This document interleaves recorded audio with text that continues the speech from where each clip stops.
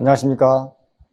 오늘 2022년 중소기업 R&D 지원 사업 정책 방향을 설명해 드릴 중소벤처기업부 기술개발과 남기동 사무관입니다. 여러분 만나 뵙게 돼서 반갑고요. 바로 설명에 들어가겠습니다. 순서는 저희 R&D 지원 개요, 지원 성과, 달라지는 점, 22년도 주요 사업, 기타 안내 순으로 설명을 드리겠습니다. 2022년 중소기업 R&D 사업의 총 예산은 1조 8,338억 원입니다. 21년 대비 1,109억 원이 증가하였고요. 역대 최고의 예산으로 저희가 지원해 드릴 예정에 있습니다. 기업 주도형, 협력형, 정책 목적형으로 구분이 되어서 편성이 되어 있습니다. 자세히 살펴보면은 전략 분야, 전주기 성장 지원, 프로젝트 생태계 조성 카테고리로 구분되어 있고요. 전략 분야로서는 한국판 뉴딜, 지금 2.0 버전으로 진행이 되고 있는데요. 그린 뉴딜 유망 기업이나 창업성장 기술개발 사업 등 이런 기존의 사업들이 있고, 그 다음에 탄소 중립 선도 모델, 넷제로 기술혁신 개발 사업 등 신규 사업도 추가가 되었습니다. 스마트 대한민국에 있어서는 스마트 제조혁신 기술개발이나 스마트 전통시장 상점과 R&D 사업이 추가가 되었습니다. 그 다음에 이제 빅3 사업, 저희가 앞으로 신사업군인데요. 반도체, 시스템 반도체라든가, 그 다음에 바이오, 그 다음에 미래차 등 저희가 전략적으로 지원할 그런 분야와 소재 부품 장비 분야도 저희가 예산이 편성이 되어 있습니다. 그 다음에 전주기 성장 지원 파트에서는 기업의 그 성장 주기별로 초기 도약 성숙 단계로 좀 구분이 되어서 창업 성장 기술개발 사업과 중소기업 기술혁신 기술개발 사업 이런 사업들을 중심으로 해서 저희가 편성이 되어 있습니다. 또 협력형으로는 상용화 기술개발 사업과 산학연 공동기술개발 사업 등이 편성이 되어 있습니다. 프로젝트 생태계 조성 파트에서는 저희가 올해 신규로 건강기능식품 개발 지원 사업과 리빙랩 활용 기술개발 사업이 추가가 되었습니다. 이 외에도 저희가 규제 자유 특구 실증 기반 조성이라든가 산단 대개조 지역기업 R&D 사업들, 그다음에 현장 맞춤형 방역물품 R&D 사업들 이런 것들이 좀 특화되어서 저희가 R&D 사업에 이제 편성을 해놓은 상태입니다. 22년도에 달라지는 점에 대해서 간단히 설명드리겠습니다. 22년도 중소기업 기술개발 정책 방향으로는 크게 4가지로 구분이 되는데요. 적시적소의 중소기업 R&D 지원, 중소기업의 성장 동력 확보, 개방형 혁신 생태계 조성, 사회적 가치 창출과 창의 도전적 연구환경 조성이 되겠습니다.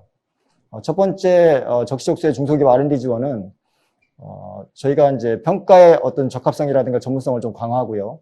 그다음에 시장 기반의 기술 개발을 강화함으로 인해서 효율적인 R&D 지원이 될 수 있도록 체계를 구축하였고요. 그다음에 성장 동력 확보 측면에서는 ICT 분야라든가 그린 에너지 분야, 소부장 분야 등 미래 전략적 저희가 육성해야 될 그런 산업군을 중심으로 해서 저희가 R&D를 편성해 놓았습니다. 그 다음에 지역균형 뉴딜 촉진 등 전략산업 육성은 한국형 뉴딜이 1.0에서 2.0으로 이제 전환되면서 저희가 지역균형 뉴딜을 추진하고 있습니다. 그에 맞는 R&D 사업도 저희가 편성을 해서 추진을 하고 있습니다. 마지막으로 생활밀착형 R&D 사업, 저희가 중소기업 R&D 지원이 단순 기업의 영리만을 추구하는 것이 아니라 R&D 개발을 통해서 사회적 문제 해결이라든가 최근 코로나 발생으로 인해서 어떤 코로나 관련 진단키트 개발 이런 것들 등 우리 생활과 밀접하게 연결되어 있는 그러한 문제를 해결하기 위해서 R&D 사업을 저희가 지원을 해드리고 있습니다. 그다음에 빅데이터 기반 관리는 저희가 이제 올해부터는 본부처 R&D 통합관리 시스템 아이리스가 오픈이 되었습니다. 작년까지는 중소기업 기술개발 사업 종합관리 시스템인 SM텍을 통해서 저희가 사업 관리를 했고 사업 공고도 하고 이렇게 해왔는데 올해부터는 저희가 본부처 R&D가 통합이 되면서 이런 빅데이터 기반의 관리를 하게 되었습니다. 그다음에 이제 중요한 거는 저희가 일부 업체가 있는데요. R&D의 어떤 부정사용 때문에 저희 이제 기업 이미지를 좀 나쁘게 하는 저희 R&D 사업에 좀 저해 요소가 되는 그런 기업들이 나타나고 있어서 이 부정사용 근절 조치를 강화하기 위해서 저희가 제도를 개선을 하였습니다. 첫 번째 적시적소의 중소기업 R&D 지원을 좀 더 구체적으로 살펴보면은 저희가 중소기업 중에 R&D 역량이 높은 기업들이 많이 참여할 수 있도록 저희가 평가 지표에 연구개발 역량을 추가로 신설을 했고요. 약 15점의 배점을 두었습니다. 그다음에 평가위원회 그 기술분류 체계를 세분화해서 해당 R&D에 적합한 평가위원이 평가를 할 수 있도록 그렇게 개선을 했고요. 그다음에 과제 선정 및 관리 체계도 실집행 연구 계획의 적정성이라든가 연구 집행 이런 부분도 저희가 좀 구체적으로 살펴보고 그다음에 기업 실집행 현황을 상시 모니터링할 수 있도록 저희가 제도도 좀 개선을 했습니다. 마지막은 저희가 지금 민간 투자 R&D가 상당히 좀 중요합니다. 정부 R&D에서 좀 탈피해서 기업들이 자율적으로 스스로 개발에 참여할 수 있도록 저희가 유도하기 위해서는 어떤 투자형이라든가 민간 투자 연계형이라든가 뭐 팁스, 뭐 공동 투자형 이런 R&D가 중요하기 때문에 정부도 거기에 맞춰 매칭 방식으로 해서 R&D 지원을 강화해 나가고 있습니다. 중소기업의 성장 동력 확보가 무엇보다 중요합니다. 지금 우리나라가 이제 글로벌화, 이제 글로벌 기업들이 많이 좀 나와야 되고 국내에만 머물 것이 아니라 해외 수출이라든가 이런 부분이 중요하기 때문에 거기에 맞는 기술을 개발하기 위해서는 지금 이제 저희가 부딪히고 있는 소부장 문제, 그다음에 디지털 뉴딜 뭐 이런 문제, 그다음에 빅3 분야, 향후에 우리가 고성장이 기대되는 이런 산업에 대한 집중 투자, 그다음에 마지막으로는 기후 환경 이런 그 변화에 우리가 적극 대응하기 위해서는 해당 기술들을 개발할 그런 필요성이 좀 대두되고 있습니다. 그래서 소부장 분야에 대한 예산이 뭐 550억 원, 그다음에 디지털 뉴딜도 232억 원, 그다음에 빅3 분야도 한 434억 원 정도, 에너지 분야 이쪽 분야도 464억 원 정도 저희가 예산을 편성해서 집중 지원할 계획에 있습니다. 개방형 혁신 생태계 조성 파트인데요. 지금 한국형 뉴딜 2.0 저희가 이제 추진을 하고 있는데 무엇보다 지역에 있는 그 유망 기업들 성장을 저희가 성장을 위해서는 스타기업 육성이라든가 지역의 주력 산업에 대해서 저희가 R&D를 집중 지원할 필요성이 있습니다. 그래서 거기에 맞게끔 저희가 R&D를 지원하고 있고요. 2020년 11월에 지금 지역 주력 산업으로는 약 48개의 그런 산업 카테고리가 있습니다. 그래서 이 부분에 중점을 두고 저희가 지원할 계획이 있습니다. 또한 그 각 지역에 있는 대학이나 연구기관을 통해서 저희가 중소기업 산학연 거점 기관으로 이제 지정을 하고 처음에 R&D 기획, R&D, 사업화까지 전주기 지원을 강화할 수 있도록 저희가 체계적으로 이제 좀 지원할 계획이 있습니다. 산학연 콜라보 사업에 있어서는 매칭기관 트랙을 신설해서 이런 어떤 매칭기관이 검증한 유망 기업들을 육성할 수 있도록 그런 체계도 좀 개편을 했고요. 그 다음에 기업 간 협력이 무엇보다 중요한데 오픈 이노베이션 네트워크 아이콘을 통해서 연 2회 정도의 과제 발굴을 하고 그 다음에 이제 네트워크형 R&D 연계까지 지원할 수 있도록 저희가 좀 개편을 또 제도 개선을 하였습니다. 마지막은 저희가 R&D에 성공한 다음에 이제 기업들이 필요로 하는 어떤 자금 애로사항이 있습니다. 이런 부분을 해결하기 위해서 R&D 전담은행을 통해서 투자 자금을 2022년도에는 약 500억 원 규모, 그 다음에 그 어떤 시설 운전 자금의 저리 융자 파트에서는 1.2조 원 규모로 저희가 이제 그 자금 예산도 확대를 해놨고요.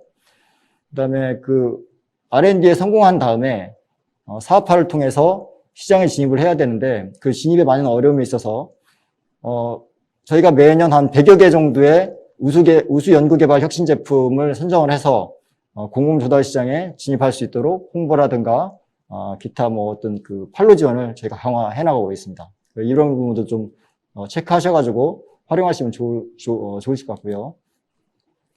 마지막으로는 저희가 창의 도전적 연구 환경 조성이 무엇보다 중요한데요.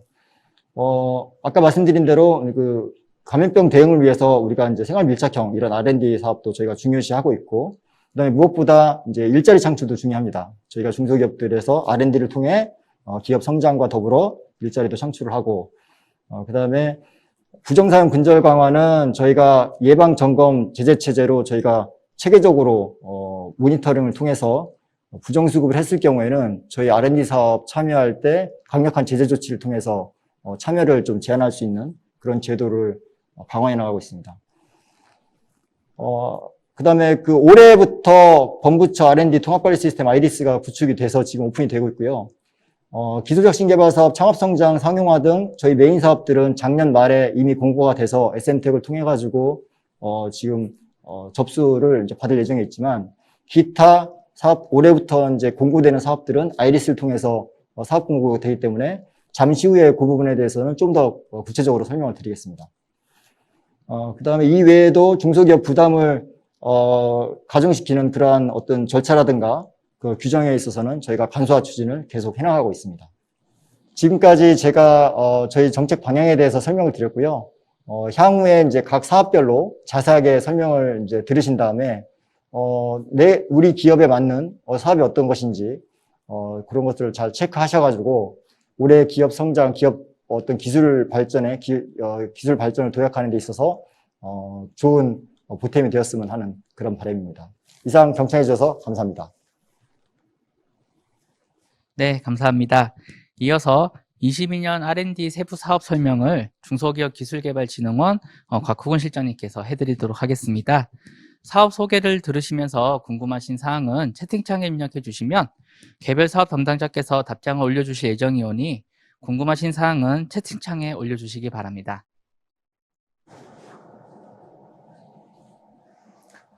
예, 안녕하십니까. 중소기업기술정보진흥원 곽후근 실장입니다. 지난주 수요일 날 1차 설명을 했고요. 그때 들으신 분들의 의견이 새로운 신규 사업에 대해서 좀 더 자세하게 설명을 해주셨으면 좋겠다는 의견이 있어서 기존 사업들은 좀 더 올해 달라진 것 중심으로 간단하게 설명드리고요.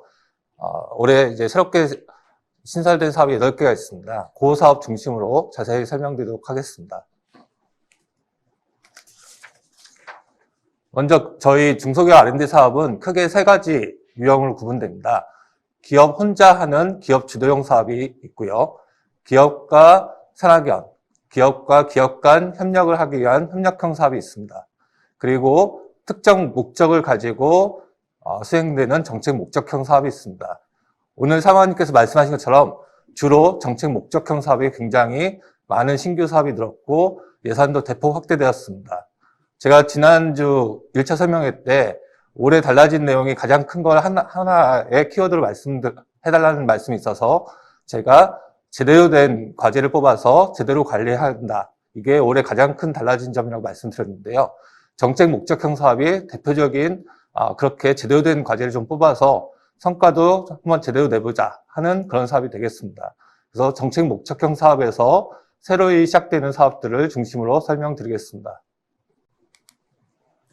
첫 번째 사업은 중소기업 기술혁신 개발 사업이 되겠습니다. 올해 4,277억 원 중에 신규 과제에 1,745억 원을 투자할 계획입니다. 저희 중소기업 R&D 사업 중에 가장 오래되고 대표적인 사업이라고 할 수 있는데요. 창업 후 어느 정도 성장 단계에 이른 기업들이 좀 더 스케일업 할 수 있도록 지원해주는 사업이 되겠습니다. 지원 규모도 상당히 좀 크고요. 4년에 20억 원까지 지원하는 대형 사업도 저희가 운영을 하고 있습니다. 세부 내역 사업들 보면 6가지로 구분되어 있는데 다시 크게 2가지로 먼저 구분할 수가 있습니다. 먼저 일반 분야를 지원하는 일반 과제가 있고요. 그 다음에 소부장 분야를 지원하는 소부장 소득회계 분야가 있습니다. 그래서 2가지 분야를 먼저 나누시고 그 안에 초기, 도약, 성숙, 그래서 기업의 어떤 R&D 단계라든지 저희 지원 규모를 가지고 다시 3가지로 구분합니다. 가장 초기 단계가 시장 대응형 또는 소부장 일반 과제라고 저희가 표현하고요. 최대 2년에 5억 원까지 지원을 합니다. 그래서 좀 더 시장의 변화에 대응하기 위해서 바로 저희가 현장에 접목할 수 있는 과제를 지원한다고 보시면 되겠습니다. 그 다음 단계는 도약 단계 사업이 되겠는데요. 시장 확대형 과제 또는 소부장에서는 소부장 전략 과제라고 표현하고 있습니다. 최대 2년에 6억 원까지 지원하고 디지털 그린이나 빅3 등 중점 전략 분야를 타겟팅해서 지원하는 품목 지정 방식이 되겠습니다. 저희 제도전 과제, 그러니까 업력은 7년 넘었지만 그 매출액 20억이 안 돼서 좀 지원 공백이 있는 거 아니냐라는 그 질문이 지난주에 있었는데요. 저희가 제도전 과제라는 걸 형태를 운영을 해서 그런 좀 지원 공백을 해소하려고 저희 운영을 하고 있습니다. 마지막 단계는 성숙 단계인데요. 가장 이제 큰 규모로서 저희가 지원을 하고 그 지원 분야도 단순히 내수 사업에 집중하는 게 아니라 세계 시장에 진출하기 위한 좀 대형 과제를 지원하는 게 수출 지향형 또는 소부장에서는 강소기업 100 과제가 되겠습니다. 최대 4년에 25억 원까지 지원을 하고요. 이 분야에 있어서는 세계 시장을 진출한다는 명확한 목표가 필요하다고 하겠습니다. 두 번째는 창업성장 기술개발 사업이 되겠습니다. 이 사업은 창업 7년 이내에 창업 기업을 대상으로 하는 전용 사업이 되는데 이것도 질문사항에 창업 10년으로 이렇게 창업기업 지원법이 개정이 됐는데 여기도 개정이 되느냐, 개선이 되느냐라고 말씀해 주셨는데요. 저희가 이 법 개정이 올해 6월 달부터 시행됩니다. 그래서 그 시행 시점에 맞춰가지고 저희가 반영해서 운영할 것이고 세부적인 사항은 사업 공고를 확인해 주시면 감사하겠습니다. 이 사업도 내역 사업이 세 가지로 구분됩니다. 초기 기업을 대상하는 디딤돌 과제와 도약 단계의 전략형 과제, 그리고 성숙 단계 팁스 과제 세 가지로 구분되고요. 그 지원 한도도 보시면 최대 1년에 1.2억 원부터 최대 2년에 5억 원까지 차별하여 지원합니다. 먼저 디딤돌 과제를 좀 더 세부적으로 말씀드리면 R&D에 대한 첫 번째로 수행하는 과제라든지 재창업 과제, 소셜 벤처 등 다양한 분야의 초보 기업을 대상으로 지원을 하고요. 그다음에 전략형 과제는 지금 말씀드렸듯이 저희가 중점 지원하는 분야별로 나누어서 지원을 합니다. 그 팁스 과제는 독특한 게 먼저 민간 분야에서 1억 원 이상을 투자하면 정부가 9억 원을 투자해서 10억 원 정도의 제대로 된 기술 창업 기업을 육성하겠다는 그런 사업이 되겠습니다. 이 중에서 R&D는 최대 2년에 5억 원까지로 구분해서 지원합니다. 세 번째는 소상공인 자영업자를 위한 생활혁신형 기술개발 사업이 되겠습니다. 이 사업도 크게 두 가지로 구분이 되는데요. 먼저 비즈니스 모델을 개발하는 과제가 있고요. 그다음에 생활혁신 개발이라고 해서 좀 규모는 작지만 소상공인이 직접 바로 현장에 적용할 수 있는 약간 소규모 과제, 이렇게 두 가지로 나눠서 지원을 합니다. 그래서 지원 한도를 먼저 보시면 비즈니스 모델 개발 과제는 1차적으로 비즈니스 모델을 기획하는데 3개월에 1,450만 원, 그다음에 비즈니스 모델을 실제 개발하는데 2년에 4억 원 정도로 해서 중형급 과제로 지원을 할 계획이고요. 단순히 중소기업이 하는 게 아니라 대학 연구소나 민간 컨설팅 기업 등과의 컨소시엄을 구성하는 게 가능한 사업이 되겠습니다. 이에 반해서 생활혁신개발 사업은 진짜 중소기업이나 소상공인이 직접 대학과 연계를 해가지고 사업장에서 즉시 사용 가능한 R&D 과제를 지원하는데요. 진단하고 기획하는데 2개월에 500만 원, 그다음에 실제 R&D를 하는데 6개월에 3천만 원짜리 지원하는 소규모 과제가 되겠습니다. 여기까지가 이제 기업 단독으로 하는 기업 주도형 사업이 되겠고요. 4번 사업부터는 기업과 기업 간 또는 기업과 대학, 연구기관들과 공동으로 개발하는 협력형 사업이 되겠습니다. 네 번째 사업인 상용화 기술개발 설명드리겠습니다. 이 사업은 대표적으로 구매조건부 신제품 개발 사업과 네트워크형 사업으로 구분이 됩니다. 구매조건부 신개발 사업은 기업이 이 제품을 개발하거나 신기술을 개발하면 수요처에서 사주겠다라는 구매를 조건으로 해서 하는 사업인데요. 그래서 구매처에 구매 동의서나 구매 계약서가 반드시 필요한 사업이 되겠습니다. 그래서 지원 내용을 보시면 구매 연계형이나 공동 투자형으로 구분돼서 이 협력 의사를 반드시 밝히고 그 개발을 제한한 과제에 대해서 지원하게 되어 있습니다. 지원 한도는 구매 연계형은 2년에 5억 원, 공동 투자하는 경우에는 3년에 12억 원까지 지원하는 중대형 과제가 되겠습니다. 네트워크형 기술개발 사업은 구매처가 아니라 중소기업과 중소기업들이 서로 모여서 새로운 융복합된 기술을 개발하는 사업이고요. 그래서 당연히 3개 이상의 기업들이 서로 협력을 하는 사업 모델이 되겠습니다. 그래서 네트워크 기획을 먼저 하고 그걸 통과한 과제들에 대해서 본격적인 R&D를 지원하는 이런 단계별 지원을 하고 있고요. 네트워크 기획에 있어서는 6개월에 3천만 원, R&D는 2년에 6억 원까지 지원하고 있습니다. 산학연 콜라보 사업이 되겠습니다. 산학연 콜라보 사업도 과거에 저희가 굉장히 오랫동안 수행한 사업이고요. 중소기업이 R&D를 하는데 여러 가지 어려움이 많습니다. 단순히 자금만 저희가 지원해드린 게 아니라 인력이나 인프라 같은 여러 가지를 저희가 같이 지원해주지만 좀 더 좋은 성과를 나타낼 수 있는데요. 그래서 기업들이 혼자 하기 어려운 경우에 대학과 출연연들이 같이 도와준다. 이렇게 보시면 되겠습니다. 그래서 내역사업도 크게 두 가지로 구분됩니다. 대학과 같이 협력하는 산학협력사업, 그리고 연구소와 같이 협력하는 4년 협력 과제, 이렇게 두 가지로 구분되고요. 이것도 마치 앞에 있는 것처럼 동일하게 2단계로 지원을 합니다. 그래서 먼저 예비 연구를 해서 이 기술 과제가 정말 시장성이 있고 어느 정도 실현 가능성이 있는지를 먼저 테스트하는데 8개월에 5천만 원을 지원해드리고요. 그것을 통과한 과제들에 대해서 본격적인 R&D를 위해 2년에 4억 원까지 지원을 합니다. 산학협력과제와 4년 협력과제가 지원 한도는 동일하고 어떤 대학과 협력하느냐, 연구소와 협력하느냐에 따라서 구분된다. 이렇게 보시면 되겠습니다. 여섯 번째는 이제 신규 사업이 되겠습니다. 올해 처음 하는 사업인데 방금 전에 설명드렸던 산학연 콜라보 사업이 단순히 일회성 협력에 그치는 거 아니냐. 중소기업이 도움을 받으려면 꾸준하고 그다음에 지속적으로 도움을 필요한데 그런 지속적인 네트워크를 하기 위한 플랫폼을 먼저 구축을 하고 그 플랫폼이 중심이 돼서 R&D에 대해서 기획뿐만 아니라 그다음에 R&D 사업화까지를 일괄 지원해주는 그런 모델이 필요하다라고 해서 만들어진 신규 사업이 되겠습니다. 그래서 일단 이 사업도 동일하게 산학협력 플랫폼과 산업협력 플랫폼을 각각 5개, 4개를 먼저 선정하게 되어 있습니다. 그래서 현재 지금 공고를 해서 한 2월 달까지 그러니까 대학을 먼저 5개를 선정하고요. 연구소도 4개 선정해서 이 대학과 이 연구소들과 같이 호흡을 할 수 있는 과제를 다시 한번 2차로 공고하게 되어 있습니다. 그래서 2차 공고할 때 이것도 동일하게 2단계로 구분되는데요. 먼저 R&D 기획을 하기 위해서 4개월에 2천만 원, 그 다음에 실제 R&D를 위해서 2년에 3억 원, 산학협력은 2년에 3억 원이고요. 4년 협력 같은 경우는 2년에 4억 원으로 저희가 지원을 하고 있습니다. 7번째 사업은 해외 원천기술 상용화 기술개발 사업이 되겠습니다. 이 사업은 신북방 정책에 의해서 이루어지는 사업이기 때문에 타겟 시장과 원천기술이 명확합니다. 러시아나 우크라이나 같은 북방 국가들이 갖고 있는 원천기술과 혁신적인 기술을 도입을 해서 그것을 상용화한 다음에 다시 그 시장에 진출하기 위한 사업을 저희가 지원을 하고 있고요. 최대 2년에 4억 원까지 지원을 하고 있습니다. 다음은 신규 사업으로 성과 공유형 공통기술개발 사업이 되겠습니다. 이 사업을 보시면 일단 타이틀만 봐도 공통기술개발이라는 데 가장 큰 초점이 있다고 볼 수 있습니다. 그래서 한 개 기업만 사용하는 기술이 아니라 저희가 흔히 이제 범용 기술이라고 하죠.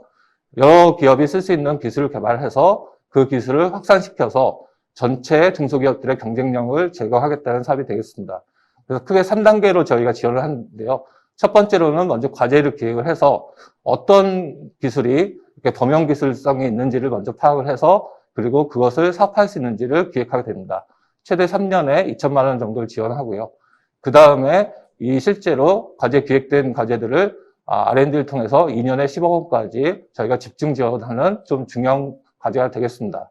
마지막으로 개발된 결과물을 그 중소기업한테 이전하고 성과를 공유할 수 있는 사업화 단계 지원에 1년에 1.5억 원을 지원하게 되겠습니다. 9번째 사업은 그린 뉴딜 2만 기업 100 사업이 되겠습니다. 저희 중기부가 올해 시행하는 사업 중에 가장 대규모 사업이 되겠습니다. 최대 3년에 한 개 기업을 선정해서 30억 원까지 지원하는 사업이고요. 그 30억 원은 크게 두 가지로 나눴습니다. 그래서 R&D를 하는데 3년에 12.5억 원, 그 다음에 사업화를 위해서 또 동일하게 3년에 17.5억 원 해서 합쳐서 30억 원을 한 개 과제, 한 개 기업에 대해서 일괄 지원하는 방식입니다. 그래서 그린 분야에 타겟팅을 해서 이 기업들이 정말 바로 즉시 조속한 성과를 나타내기 위해서 R&D와 사업화를 일괄 지원한다. 이렇게 보시면 되겠고요. 그럼 그린 뉴딜에 대한 정의를 저희 나와 있는 걸 꼼꼼히 보시고 또 사업별 공고문도 확인하셔가지고 이 과제에 해당되는 경우에는 정말 정부가 집중적으로 육성하겠다라는 것을 좀 알아두시고 지원해 주시면 좋을 것 같습니다. 10번 사업도 신규 사업인데요. 중소기업 탄소 중립 선도 모델 개발 사업이 되겠습니다. 한국형 뉴딜에서 가장 중요한 것이 그린 뉴딜과 디지털 뉴딜인데 저희가 그린 뉴딜 분야에서 집중적으로 좀 지원하기 위해서 만든 새로운 사업이 되겠습니다. 지원 한도만 보셔도 2년에 25억 원으로 상당히 규모가 큰 사업이고요. 이렇게 규모가 큰 사업이기 때문에 이거를 그냥 한 개 기업에다만 적용하는 게 아니라 유사한 업종 내에서 공정을 좀 제대로 개선할 수 있기 위해서 공통적으로 적용될 수 있는 선도 모델을 만들고 그것들이 그 업종에 확산될 수 있도록 지원하는 사업이 되겠습니다. 그래서 그 내용을 보시면 저희 300인 미만 사업장 중에서 이 탄소를 다 배출할 수 있는 업종들을 좀 골라가지고 저희가 타겟팅해서 지원하려고 합니다. 식료품 제조업이라든지 제지업, 금속가공업, 석유화학, 비금속, 광물, 1차 금속 등 저희가 보기에는 탄소가 좀 배출이 많이 되는 업종을 타겟팅해서 어떻게 공정을 개선하면 정말 저희 이 탄소 관련돼서 시장 상황에 즉시 대응할 수 있는지를 파악을 하고요. 그 모델을 가지고 확산시키겠다 하는 사업이 되겠습니다. 11번째 사업도 신규 사업입니다. 중소기업 넷 제로 기술혁신 개발 사업이라고 하고요. 저탄소를 하고 있는 새로운 산업 분야가 있습니다. 그 분야들의 존재하는 중소벤처기업들과 또 원천기술을 보유한 연구기관들이 같이 코업을 통해 가지고 중소기업이 적용 가능한 탄소 중립 모델을 만드는 사업이 되겠습니다. 그래서 반드시 컨소시엄을 이뤄서 지원을 해야 되고요. 주관기관은 중소벤처기업이 되고 공동기관은 공동연구기관들이 같이 협력형으로 개발한다고 보시면 되겠습니다.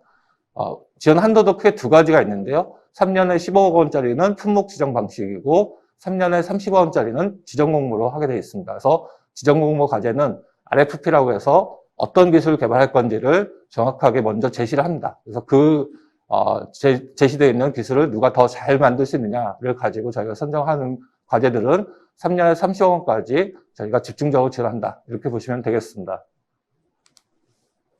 다음은 소재부품 장비 전략협력 사업이고요. 작년도에 처음으로 이제 신설한 사업이 되겠습니다. 올해는 2년 차로 되는데 먼저 소재부품 장비 분야에서 기술력과 인프라 또한 인력들을 보유한 대학과 연구기관들을 운영기관을 먼저 선정을 합니다. 이 운영기관들을 중심으로 해서 전략적으로 협력하는 그런 사업이 되겠습니다.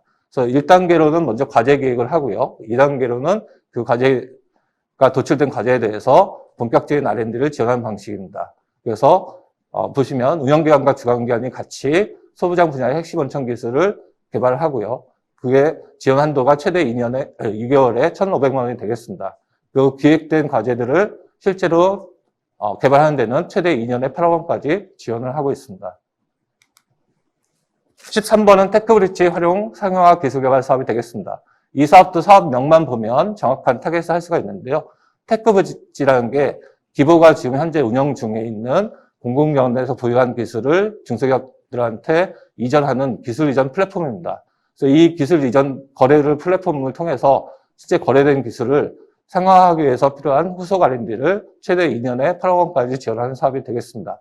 반드시 테크브릿지를 통해서 이전한 기술이기 때문에 이 사업은 지정공모 형태로 운영이 되겠습니다. 14번은 공정품질 기술개발 사업입니다. 이 사업도 중기부 사업 중에 굉장히 오래된 대표 사업 중에 하나인데요. 중소기업들이 보시면 공정이나 공장이 굉장히 노후화되거나 그래서 생산성도 많이 떨어지고 거기서 실제로 일하시는 생산 인력들도 굉장히 열악한 환경에 노출되어 있는 경우가 많습니다. 그래서 그런 생산성도 향상하는 동시에 그 재료 공정에 대해서 자동화를 한다거나 지능화를 통해 가지고 거기서 일하고 계시는 종업원들도 그 노동 환경을 좀 개선하는 그런 목적을 갖고 있는 사업이 되겠습니다. 내역 사업은 크게 두 가지로 나눠지는데요. 먼저 혁신형 R&D와 그다음에 현장형 R&D로 구분됩니다. 또 혁신형 R&D도 일반 과제와 다시 고도화 과제로 구분되는데요. 고도화 과제부터 먼저 설명드리면 국내 생산 비용이 굉장히 높아서 해외로 이전했거나 아니면 이전할 가능성이 높은 중소기업들의 좀 공정을 개선함으로써 국내에서 계속 다시 돌아오거나 국내에서 사업을 영위할 수 있도록 지원하는 사업으로 최대 2년에 10억 원까지 지원하고 지정공모 형태로 운영합니다. 근데 그 바로 밑에 단계로서는 산학연과 같이 협업을 통해서 공정에 대한 좀 더 혁신적인 공정기술 개발을 하는 경우는 최대 2년에 2억 원까지를 자유롭게 자유공모 방식으로 지원합니다. 근데 이렇게 이제 좀 규모가 큰 사업 과제들과 봤을 때는 좀 작은 규모의 과제를 현장형 R&D라고 표현하고요. 소기업들 중심으로 해서 불량률을 감소하거나 원가 절감을 위한 공정기술 중심으로 해서 최대 1년에 5천만 원까지 지원하는 소액 과제도 운영을 하고 있습니다. 15번 사업은 스마트 서비스 ICT 솔루션 개발 사업이 되겠습니다. 이 사업은 중소기업들뿐만 아니라 중소서비스업들의 경쟁력을 제고하기 위해서는 ICT 솔루션을 갖고 있는 기업들, 그 기업들의 전문성도 제고할 필요가 있다. 이 ICT를 제공해주는 기업들의 경쟁력을 제고하기 위한 사업이 되겠습니다. 그래서 보시면 서비스 혁신 기반 구축을 위해서 솔루션 개발 중소기업들의 갖고 있는 솔루션을 고도화하거나 아니면 새로운 솔루션을 개발하고 새로운 비즈니스 모델을 창출하기 위해서 지원한 사업이고요. 그 밑에 보시면 다시 세 가지로 나눠져서 수요기업과 매칭하는 경우, 그다음에 공급기업 혼자 하는 경우, 그다음에 컨소시엄 형태로 하는 경우 세 가지로 구분해서 저희가 지원을 하고 있습니다. 지원 한도도 최대 2년에 5억 원까지 지원하고 있으니까 많은 관심 부탁드리겠습니다. 다음은 제조 데이터 공동 활용 플랫폼 기술 사업이 되겠습니다. 이 사업도 제조 현장에서 굉장히 많이 사용 가능한 공통 활용 플랫폼 모델을 만들고 그 모델을 확산하기 위한 사업이 되겠습니다. 그래서 최대 2년에 21억 원까지 상당히 집중적으로 지원하는 대형 과제가 되겠습니다. 그래서 주로 해야 될 거는 DNA라고 해서 데이터 네트워크 AI를 활용해서 제조 데이터를 공동 활용할 수 있는 플랫폼을 개발하는데 꼭 필요한 핵심 기술을 개발한다. 이렇게 보시면 되겠습니다. 17번 사업도 신규 사업입니다. 스마트 제조 혁신 기술 개발 사업이라서 방금 말씀드렸던 그런 DNA 분야의 스마트 제조 혁신 고도화 동시에 스마트 공장의 공급 기업들이 있습니다. 이 공급 기업들의 경쟁력을 제고하기 위한 사업이 되겠고요. 크게 두 가지 내역 사업으로 구분되는데 선도 기술은 최대 4년에 36억 원까지, 현장에 바로 적용할 수 있는 현장 적용 과제는 최대 3년에 4.5억 원까지 지원하는 사업이 되겠습니다. 지원 내용도 보시면 스마트 제조를 3개 분야로 쪼개가지고 저희가 차별화를 지원합니다. 첨단 제조 분야와 그다음에 유연 생산 분야, 그리고 현장에 직접 적용할 수 있는 현장 적용 분야로 구분해서 각각 저희가 구분하여 지원할 계획입니다. 18번 사업도 신규 사업인데요. 건강기능식품 개발 지원 사업이 되겠습니다. 저희가 웰빙 바람이 많이 굉장히 강하기 때문에 과거에 신약 같은 바이오 분야가 굉장히 커졌습니다. 또 이와 더불어서 건강기능식품 분야도 시장이 굉장히 커지고 있기 때문에 이 사업을 좀 더 육성하기 위해서 만든 신규 사업이 되겠습니다. 그래서 보시면 내역 사업이 다시 두 가지로 나눠지는데요. 첫 번째가 POC라고 해서 Proof of Concept입니다. 단순히 과제만 기획하는 게 아니라 이 만들어진 과제들이 정말 규제 내용과 절차를 검토해서 실현 가능성이 있는지, 그리고 시험 평가 방법에 대해서 체계적으로 좀 설계 가능한지 먼저 하는 단계가 최대 2개월에 한 100만 원 정도 지원해서, 1000만 원 정도 지원해서 먼저 POC 단계를 거치고요. 이 POC 단계를 통과해서 선정된 과제들에 대해서는 다시 두 가지 트랙으로 나눠서 지원합니다. 트랙 1은 새로운 기술을 개발하고 그 원료들을 실제로 고도화하는 단계로 나눠지는데요. 새로운 원료를 개발하는데 좀 더 돈과 시간이 많이 필요하기 때문에 3년에 6억 원까지 지원을 하고요. 기존 원료들을 고도화하기 위한 과제는 트랙 2라고 해서 최대 2년에 4억 원까지 구분해서 지원을 합니다. 이 사업의 특징은 건강기능식품도 과거에는 단순히 그냥 좋다 정도로 이렇게 홍보를 해왔는데 그게 아니라 실제 임상 테스트를 거쳐서 그 성능과 효능이 입증하는 것도 굉장히 중요합니다. 그래서 저희가 임상 지원까지 지원하고 있다는 점을 참고하시면 되겠습니다. 19번 사업이 되겠습니다. 스마트 전동시장 상점과 R&D 사업이 되겠습니다. 이 사업도 올해 처음 하는 신규 사업이 되겠습니다. 보시면 규모도 최대 2년에 20억까지 상당히 대형 사업인데요. 보시면 저희가 전통시장이나 상점가들이 굉장히 코로나 때문에 위축이 되고 어려움을 겪고 있습니다. 이 기업, 전통시장이나 상점가를 살리기 위해서는 저희가 대기업들이나 여러 가지 원격 플랫폼 같은 것들을 저희가 좀 더 많이 활용할 필요가 있고요. 그러기 위해서 가장 중요한 것은 ICT 기술을 접목하는 게 필요하다고 판단해서 만든 사업이 되겠습니다. 이 사업은 지원 대상을 보시면 ICT 전문 중소기업이 먼저 반드시 필요하고요. 그 실제로 지원을 받을 지역 시장의 상인회 그리고 지자체 등으로 구성된 컨소시엄을 먼저 구성을 해야 됩니다. 그래서 어떤 전통시장을 어떤 방식으로 어떤 ICT 기술을 접목을 해가지고 좀 더 활성화시킬지를 먼저 과제기획해서 제안해 주시면 최대 2년에 20억까지 저희가 집중적으로 지원한다. 이렇게 보시면 되겠습니다. 20번 사업도 신규 사업입니다. 리빙랩 활용 기술 개발 사업이라고 하는데요. 먼저 리빙랩에 대한 그 개념을 이해하실 필요가 있습니다. 과거에는 저희가 테스트베드라고 해서 어떤 기술이나 제품이 만들어지면 이게 진짜 실제로 가능한지, 작동이 가능한지를 테스트하는 그런 테스트베드를 운영을 해왔습니다. 근데 이거는 반드시 소비자가 참여하지 않는 공급 기업 중심의 테스트베드였고요. 이거를 정말 그 과정 중에 한번 소비자들이 계속 써보면서 그 새로운 아이디어나 아니면 좀 개선할 점을 계속 피드백하는 그런 절차도 중요하다 해서 만들어진 개념이 리빙랩이 되겠습니다. 그래서 그 단순히 기업들이 만드는 게 아니라 소비자들이 그 리빙랩에 참여를 해서 지나가면서 들릴 수도 있고요. 아니면 자기가 어떤 소비자 단어를 해서 꾸준히 지속적으로 참여할 수도 있고요. 그래서 새로운 제품들이 이 리빙랩을 통해서 좀 더 업그레이드 되고 시장이 필요로 하는 니즈를 좀 더 정확하게 충족시킬 수 있도록 하는 방식이 리빙랩이 되겠습니다.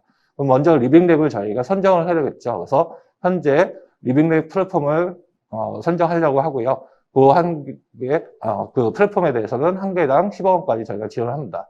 그래서 먼저 리빙랩 플랫폼 구축하고, 그럼 이 리빙랩에서 을 활용해서 필요한 기술 개발을 하는데 저희가 실증을 하고, 그다음에 검증 중심으로 하는 R&D에 최대 2년에 과제당 5억 원까지 지원하는 방식이 되겠습니다. 21번은 해외 인증 규격 적합 제품 기술 개발 사업이 되겠습니다.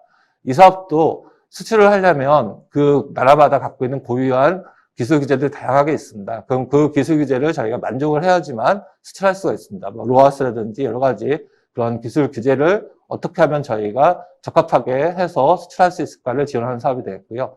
아무래도 어느 정도 기술은 다 만들어졌고 제품은 만들어졌고 그 해외 인증을 만족하는 데 집중하는 사업이기 때문에 과제 규모는 최대 1년에 1.5억 원으로 약간 소규모 과제가 되겠습니다. 22번 사업은 연구위원 활용 플러스 사업이라고 해서 이 사업도 사실 굉장히 오래됐습니다. 과거에는 저희가 연구장비 공동활용 사업이라고 표현했는데요. 어떤 구체적인 R&D 과제를 하는 게 아니라 R&D를 하기 위해서 필요한 장비들이 굉장히 많이 필요합니다. 근데 그걸 다 저희가 중소기업 사기는 한계가 있으니까 대학이나 출연원들이 이 장비를 사놓고 중소기업들과 같이 공동으로 활용하겠다라고 해서 등록한 장비도 있습니다. 그걸 저희가 제우스라는 시스템에 다 들어가 있는데요. 그 제우스 시스템을 검색해서 나 이 장비를 좀 써봤으면 좋겠어 라고 할 때 그 이용료를 저희가 바우처 형태로 지원해주는 사업이 되겠습니다. 규모도 크게 두 가지가 있는데요. 기업이 중심으로 하는 기업 선도용은 최대 6개월에 1,000만 원까지 지원을 해드리고 그 단순히 장비뿐만 아니라 어떤 컨설팅이라든지 전문 서비스를 제공하는 분석 같은 걸 하기 위한 인력이나 서비스를 제공하는 경우는 최대 6개월에 5천만 원까지 지원을 해드리고 있습니다. 23번째는 중소기업 R&D 역량 제고 사업이 되겠습니다. R&D는 크게 과제 기획, 그러니까 어떤 걸 개발할까를 먼저 고민을 하고요. 그다음에 진짜 본격적인 R&D를 하고 세 번째로 사업하는 이렇게 3단계를 거치는데 저희가 대부분 사업들은 본격적인 R&D를 지원합니다. 물론 단계별로 해서 과제 기획과 R&D를 2단계라서 지원하는 사업들도 있지만 어찌됐건 대부분의 예산이 본격적인 R&D 지원하는데 이 사업만큼은 R&D를 진짜 제대로 하기 위한 과제 기획에다가 좀 더 저희가 집중해서 지원하자라고 해서 만들어진 사업이 되겠습니다. 그래서 R&D 기획 지원 사업이 있고 맞춤형 기술 파트너라고 해서 애로사항을 도와주기 위한 파트너를 매칭해주는 사업이 있고 그다음에 위기지역 스케일업이라고 해서 저희가 지정한 조선이나 자동차 분야에 최근에 불경기로 인해서 굉장히 어려운 지역들이 있습니다. 그 지역에 소재되어 있는 기업들의 현장 수요나 아니면 스케일업을 하기 위한 R&D 지원까지 저희가 다양한 내역 사업들을 운영하고 있습니다. 24번째 사업은 지역특화 산업 육성 플러스 사업이 되겠습니다. 작년까지는 키아트라고 해서 산업부에 있는 R&D 전문기관이 운영한 사업이었는데요. 올해부터는 이 사업도 저희 기정원으로 이관이 돼서 저희가 총괄해서 지원을 하는 사업입니다. 크게 두 가지 내역 사업으로 구성이 되어 있는데요. 먼저 지역 주력 산업 육성 과제와 지역 스타기업 육성 과제가 되겠습니다. 지역 주력 산업 육성 과제는 48개 미리 선정되어 있는 지역 주력 산업 분야가 있습니다. 이 분야에 해당되는 새로운 제품을 개발할 때 저희가 2년에 4억 원까지 지원을 하고 그 품목 지정 방식으로 운영을 합니다. 그에 반해서 지역 스타기업 육성 사업은 지자체별로 이 기업은 정말 글로벌 시장에 진출할 만한 가능성이 있는 기업이다라고 해서 스타기업을 먼저 선정을 합니다. 이 지역 스타기업이 선정된 기업들에 대해서만 제한 경쟁 형태로 지원하는 사업이 되겠습니다. 25번째 사업은 산업단지 대개조 지역기업 R&D 사업이 되겠습니다. 이 사업은 먼저 알아두셔야 될 게 산업단지가 5개의 지역이 대개조 지역으로 선정이 되어 있습니다. 하단의 별표를 보시면 경북, 광주, 대구, 인천, 전남 등으로 구분되어 있는데요. 이 지역의 산업단지를 정말 전체적으로 한번 혁신을 해보자 하는 사업이 되겠고요. 그 혁신을 위해서 필요한 개방의 혁신 바우처라든지 공동활용 R&D 그리고 융복합 R&D를 3가지 내역 사업으로 구분하여 지원하는 사업이 되겠습니다. 26번 사업은 연구인력 지원 사업이 되겠습니다. R&D를 하기 위해서는 자금도 중요하지만 인력도 굉장히 중요한데 중소기업들이 인력 채용하는데 굉장히 많은 어려움을 겪고 있습니다. 그래서 저희가 크게 3가지 내역 사업을 구분해서 지원하는데요. 이 사업도 작년까지는 키아트에서 수행하다가 올해부터는 저희 기존으로 이관돼서 저희가 지원하는 사업이 되겠습니다. 먼저 첫 번째 내역 사업은 신진 연구인력 채용 지원이라고 해서 저희가 좀 젊은 사람들이 만 39세 이하의 좀 신진 인력들이 채용할 때 최대 3년의 기준 연봉의 절반을 지원해주는 사업이 되겠고요. 두 번째로는 공공연에서 파견을 하는 경우에도 동일하게 3년에 50%를 지원합니다. 그리고 고경력 연구 인력을 채용하는 경우에 있어서도 동일한 방식으로 저희가 지원하는데 지원 한도는 최대 5천만 원으로 지원을 하고 있습니다. 기타 안내 설명드리겠습니다. 오늘 사무관님께서 말씀드렸듯이 올해 아까 21년도에는 연구개발 혁신법이 시행됨으로써 모든 부처의 R&D 사업이 하나의 표준화된 프로세스, 그러니까 연구개발 혁신법에 따른 프로세스로 표준화되었습니다. 근데 올해부터는 평가위원과 평가를 하기 위한 시스템도 하나로 통합이 되는데요. 그 시스템을 저희가 아이리스라고 부르고 있습니다. 그러다 보니까 아이리스가 갑자기 도입되면 기업들이 사용하는데도 굉장히 어려움이 있고요. 저희가 또 사업별로 갖고 있는 다양한 특성들을 반영하는 데 한계가 있습니다. 그래서 저희가 과기부랑 협의를 해서 주요 5개 사업은 과제 수도 굉장히 많고 기업들이 갑자기 전환이 되면 너무 혼선이 크니까 일단 SM택을 활용하겠다라고 해서 기술혁신, 창성, 상용화, 산학형 콜라보, 공정품질 이 5개 사업은 올해까지는 일단 SM택을 통해서 작년과 동일한 방식으로 지원을 합니다. 그에 반해서 다른 나머지 26개 사업 중에 나머지 21개 사업은 이 RES라는 시스템을 통해서 저희가 접수도 받고 평가도 하고 협약 체결하고 과제도 관리하는 이런 방식으로 진행될 겁니다. 그래서 현재까지 10개 사업이 현재 지금 개별 사업이 공고가 나왔는데요. 5개 사업은 대형 사업은 SM택에서 그냥 접수를 해주시면 되고요. 그 다음에 테크브리지든지 아이리스 활용하는 사업은 반드시 아이리스 홈페이지에 들어가셔가지고 미리 회원가입도 하시고 과제를 신청하시면 좋겠습니다. 그래서 말씀드린 것처럼 사업 공고는 일단 SM택과 저희 중기부 홈페이지 통해서 다 안내를 하고 있고요. 여기서 실제로 공고문은 올라와 있지만 아이리스에서 접수를 받는 사업들의 경우는 아이리스에 가서 등록하시고 접수를 해주시길 부탁드리겠습니다.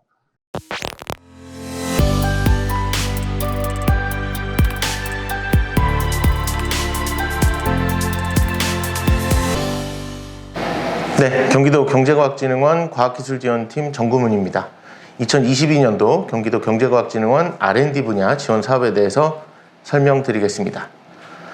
먼저 우측 상단에 책자에 있는 페이지가 소개되어 있습니다. 57페이지를 참고해 주시면 됩니다.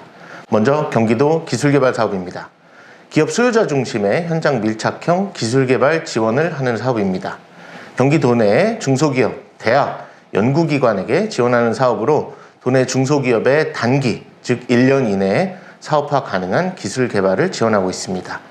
지난해와 달라진 점은 기업주도형 자율과제 20개에 더해 북부의 특화 4개 내외를 선정할 계획이며 전략산업형, 탄소중립 분야 등 5개 내외 과제를 선정할 예정입니다. 지원 규모는 기업당 최대 1.5억 원으로 기업은 2천만 원 정도의 현금 매칭이 필요합니다. 총 사업 규모는 50억 원으로 2월경 사업 공고될 예정입니다. 다음은 대중소기업 동반성장 R&D 지원입니다. 중소기업이 대기업 또는 중견기업에 필요한 응용 가능한 기술을 발굴하고 판로 개척 기회를 제공하는 사업으로 대기업 또는 중견기업의 자발적 구매 확약을 확보한 도내 중소기업에게 과제당 최대 1억 원 이내에 1년 이내 과제로 지원하게 되겠습니다. 총 사업 규모는 2.5억 원으로 올해 편성된 과제 수는 2개 내외가 되겠습니다.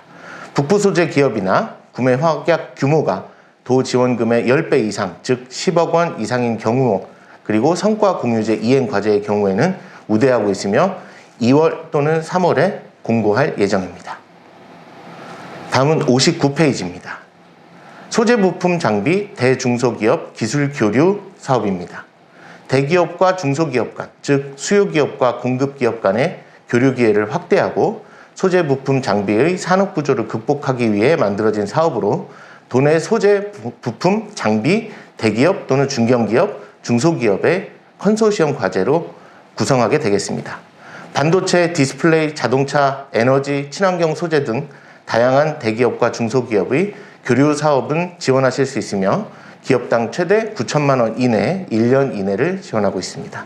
총 3개사 내외를 선정할 계획이며 올해 예산은 3억 원입니다. 사업 공고는 2월 중 시행할 예정입니다. 다음은 60페이지입니다.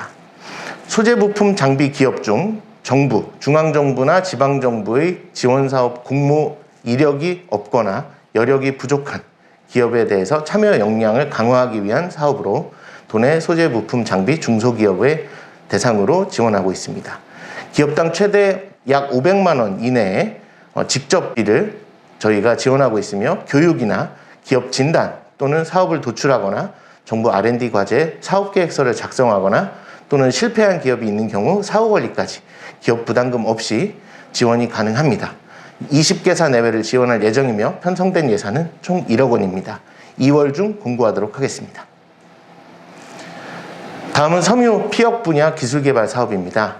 도내 북부, 특히 양주, 포천, 동두천 등에 입지해 있는 섬유 피혁 기업의 수요 중심 기술 상용화를 지원하는 사업으로 도내 섬유 피혁 기업이나 대학 및 연구기관과의 컨소시엄을 구성하여 R&D 과제를 신청하실 수 있습니다. 과제당 최대 1.5억 원 이내에 1년 이내로 지원하고 있으며 올해 편성된 예산은 7.5억 원으로 5개 내외를 지원하도록 하겠습니다. 사업화 가능성이 높은 과제나 북부에 소재하고 있으며 일자리 우수기업, 유망중소기업인 경우에 우대하고 있고 2월경 사업 공고될 예정입니다. 다음은 경기도형 연구자 중심 R&D 지원 사업입니다. 올해 예산은 6.0억 원으로 기존에 있는 R&D는 대부분 중소기업을 대상으로 지원하고 있으나 본 과제의 경우에는 연구자의 안정적인 연구 여건을 조성하기 위해 만들어진 사업으로 연구자에게 지급하는 사업입니다. 이 연구자는 도내 연구지원기관, 즉 기업부설 연구소에 소속되는 것을 전제로 하여 컨소시엄이 구성 가능한 자야 하나며 올해 9명 내외에 총 약 5천만 원 정도의 인건비, 간접비, 멘토링비 등을 지원할 예정입니다. 1월 중 공고될 예정으로 74페이지를 참조해 주시면 됩니다. 역시 경기도민을 위한 R&D 제안 사업입니다. 경기도민이 갖고 있는 신기술 제안에 대해서 공모하고 이를 자유롭게 평가 지원하는 채널을 구축하였습니다. 경기도민이면 누구나 제안하실 수 있으며 제안하신 과제에 대해서 선행 기술조사 그리고 과제기획 지원 등을 갈 예정이며 현재 연중 상시 모집하고 있고 반기 1회 평가하고 있습니다. 올해 편성된 예산은 2억 원으로 89페이지를 참조해 주시면 되겠습니다. 다음은 소재 부품 장비 기업 육성 지원 사업입니다. 소재 부품 장비 중소기업의 체계적인 지원을 통해서 강소기업으로 도약을 하기 위해 지원하는 사업으로 기업당 최대 7,500만 원 이내의 기술 공정 혁신 및 판로 개척 등 25개 세부 지원 사업을 선택형 패키지로 신청하여 지원하실 수 있는 사업입니다. 올해 편성된 예산은 16억 원으로 20개사 내외를 지원할 계획입니다. 기업 부담금은 20%의 현금이며 2월경 공고할 예정입니다. 월드클래스 300이나 글로벌 강소기업, 소부장 강소기업 100 등은 본 지원 사업의 지원 대상에서 제외됨을 유념하여 주시기 바랍니다. 책자 외에 신규로 편성된 예산에 대해서 끝으로 소개해드리고자 합니다. 차세대 수소에너지 실용화 기술개발 사업입니다. 정부 수소경제 활성화 로드맵 그리고 경기도 수소에너지 생태계 조성계획에 맞춰서 경기도 주력산업인 수소에너지 산업에 대해서 R&D 지원을 하고 있습니다. 대기업, 중견기업과 공동으로 연구협력하는 조건에 의해서 도내 수소 또는 수소 연관 중소기업에 지원하며 기업당 연간 2억 원 가량의 예산을 2년간 지원할 방침입니다. 올해는 3개사 내외를 선정할 계획이며 수요처의 제한과제 또는 중소기업의 자율 제한과제 모두 가능합니다. 3월경 공고될 예정입니다. 이상으로 경기도 R&D 지원 사업에 대한 설명을 마치겠습니다. 고맙습니다.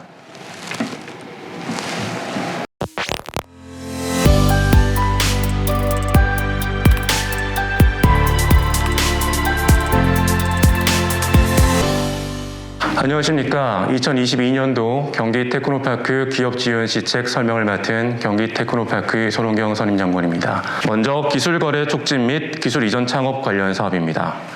기술거래 촉진 네트워크 사업의 경우 대학이나 국가출연연구소에서 개발한 기술이 상용화되지 못하고 사장되어 있는 경우가 많은데 이러한 기술의 유통을 촉진시키고 기술 기반 창업을 촉진하는 사업입니다.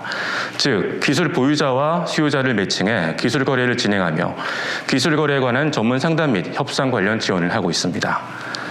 다음으로 기술 이전 창업 지원 사업의 경우 경기도에서 우수 기술 이전을 바탕으로 창업을 하고자 하는 스타트업을 지원하는 사업입니다. 기술 이전 비용 및 창업 비용까지 같이 기업당 1천만 원까지 지원을 하고 있습니다. 양 사업의 차이점은 전자가 국비 사업으로서 기술 이전에 초점이 맞춰져 있다면 후자는 기술 이전 기반 창업을 지원한다는 것입니다. 양 사업의 특징을 잘 이해하시고 기술 이전 및 창업 지원 자금을 지원받으시면 되겠습니다. 다음으로 설명드릴 사업은 제조 서비스 융복합화 사업입니다. 경기도에는 우리나라 제조기업의 23%가 입지하고 있습니다. 현재 판매하고 계시는 상품에 서비스 기능을 더하시려고 할 때 혹은 어떤 서비스를 사업화하시거나 서비스에 제품을 결합하시려고 할 때 이 지원 사업을 이용하시면 됩니다. 예를 들어 리디북스는 이북을 판매하는 서비스 회사였지만 전용 전자책 리더기 태블릿 PC와 비슷하게 개발해서 판매함으로써 추가적인 매출을 크게 올리고 있습니다. 코웨이 정수기 제품에 렌탈 서비스를 더하는 것도 유사한 사례입니다. 이처럼 지금 제품과 연관된 앱을 만들어서 추가적인 서비스를 제공하고 싶은 경우에 제조 서비스 융복합화 사업을 활용하시면 최대 5천만 원의 사업화 자금을 지원받으실 수 있습니다. 다음은 혁신성장 바우처 지원 사업입니다.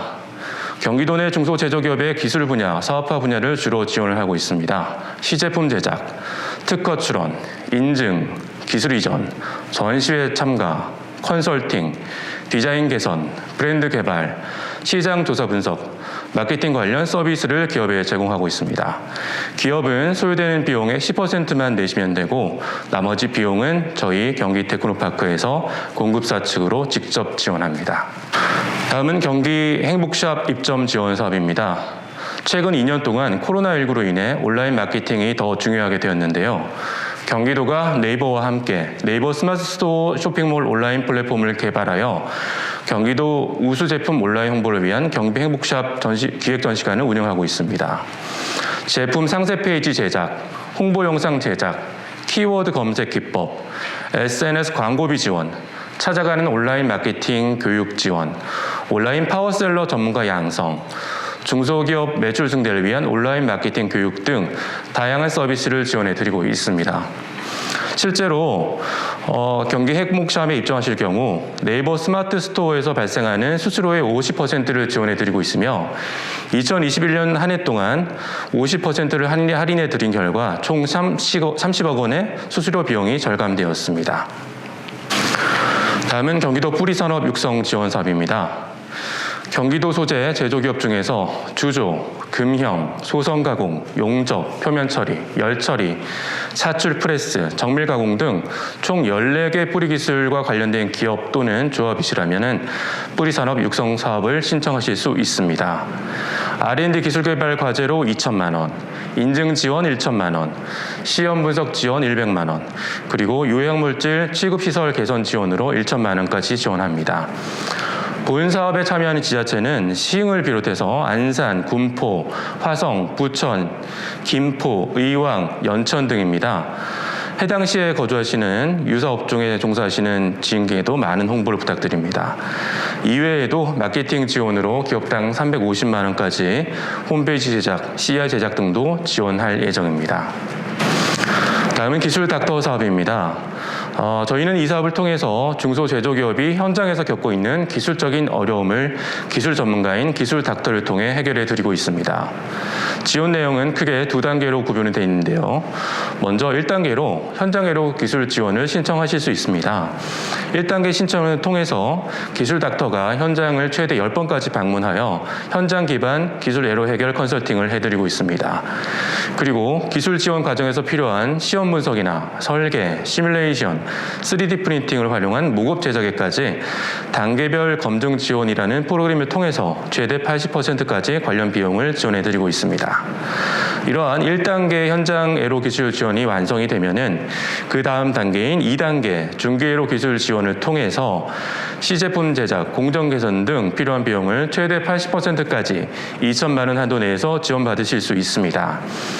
본 프로그램은 상반기에 2번 별도의 공고를 통해서 신청 접수를 받을 예정이며 평가를 통해 신청을 하시고 선정이 되셔야 지원이 가능하십니다.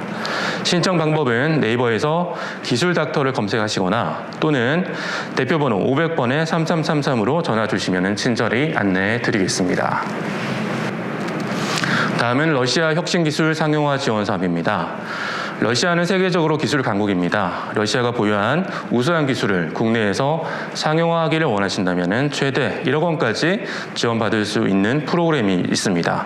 그것이 바로 이 러시아 혁신기술 상용화 사업인데요.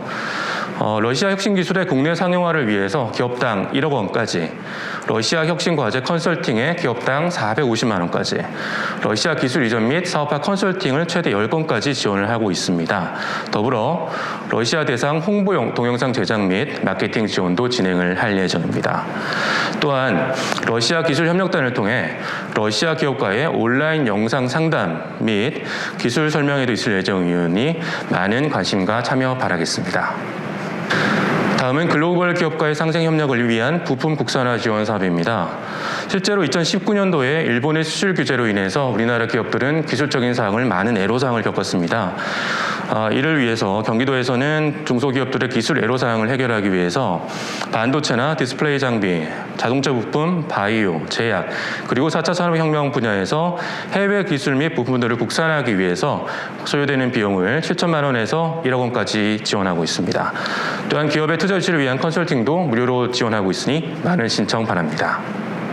다음 경기 테크노파크 지역사업단 운영사업입니다. 경기도는 전국에서도 가장 지역적 범위가 넓은 지역입니다. 경기 테크노파크가 안산에 위치하고 있어서 멀리 북부라든지 동남부를 전체를 커버하기 위해서 약간 어려운 점이 있어서 경기도 북부 항공대학교와 동부의 단국대학교에 지역사업단을 만들어서 관련 지역사업들을 수행하고 있습니다. 기업 현장 컨설팅 및 지역 특화 산업 육성 지원 사업 등 관련 비용 최대 2천만 원까지 지원하고 있습니다. 다음은 지식재산 창출 보호 및 활용 지원 사업입니다. 중소기업이든 중견기업이든 대기업이든 지식재산 창출 보호 활용에 대한 중요성은 더 이상 말할 필요가 없습니다. 특히나 해외 글로벌 특허 관련 전문 괴물 기업들이 국내 특허를 많이 침해하는 경우가 발생하고 있는데요. 이를 위해서 경기 테크노파크에 위치한 경기 지식재산센터에서는 특허나 디자인, 브랜드 등 지식재산 창출과 보호, 활용 지원 사업을 진행하고 있습니다. 구체적으로 말씀드리면은 수출 중소기업을 대상으로 글로벌 IP 기업 육성 사업을 통해서 연간 7천만 원 이내로 지원을 하고 있고, 일반 수출하지 않는 중소기업에 대해서도 중소기업 IP 바로 지원 서비스 사업을 통해서 특허 출원이나 디자인, 브랜드 개발, 특허 기술 홍보 영상 제작 지원도 받으실 수 있습니다. 더불어 기술 탈취 예방과 보호에 관한 지원도 진행하고 있습니다. 또한 창업기업을 대상으로 맞춤형 지식재산 컨설팅 등 지식재산 기반 창업 촉진 지원 사업도 진행하고 있습니다. 지식재산 분야 교육을 통해서 전문 인력을 양성하고 취업까지 연결해주는 지식재산 전문 인력 양성 및 취업 지원 프로그램도 있습니다. 많은 신청 바랍니다. 다음으로 스마트 공장 보급 확산 지원 사업입니다. 우리나라 산업 체계는 이제 4차 산업으로 많이 넘어가고 있고요. 이를 위해서 중소벤처기업부에서는 스마트 공장의 보급 확산 지원 사업을 2018년부터 시행하고 있습니다. 올해 경기 테크노파크에서는 약 600억 원의 예산을 이용해서 경기도 제조 중소기업들의 스마트 공장을 지원하고 있습니다. MES나 PLM, ERP 등의 솔루션을 맞춤형으로 지원하며 중소기업 여러분들의 제조 현장을 스마트 공장으로 구현해드리기 위해서 최소 5천만 원부터 최대 4억 원까지 단계적으로 지원해드립니다. 크게 기초, 고도화 1, 고도화 2, 세 단계로 나눠 진행해드리고요. 사업 기간은 짧게는 6개월, 길게는 12개월까지 진행이 됩니다. 자세한 사항은 스마트 공장 보급 확산 홈페이지를 참조해 주십시오. 이상으로 2022년도 경기 테크노파크 기업 지원 사업 설명을 마치겠습니다. 긴 시간 동안 경청해 주셔서 감사합니다.